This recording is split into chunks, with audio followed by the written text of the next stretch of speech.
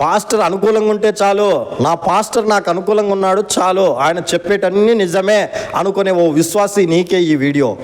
Pastor అనుకూలంగా ఉంటే చాలు, ఆయన చెప్పే అబద్ధాలైనా నిజాలే అనుకున్నటువంటి క్రైస్తవ లోకం ఎంత ఘోరమైన పాపంలో ఉన్నదో చూడండి.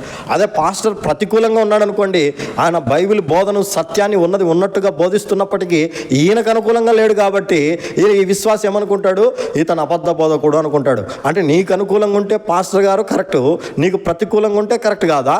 గమనించండి. ప్రభువుకు అనుకూలంగా ఉన్నాడా, వాక్యానికి అనుకూలంగా ఈ పాస్టర్ గారు ఉన్నారా లేదా అన్నది మాత్రమే మనం చూడాలి. కానీ నీకు నాకు అనుకూలంగా ఉన్న పాస్టర్ని ఎంచుకొని ఆయన చెప్పే అబద్ధాలు కూడా సత్యాలు అనుకుంటే నిత్య నరకాన్ని కొని తెచ్చుకుంటాం.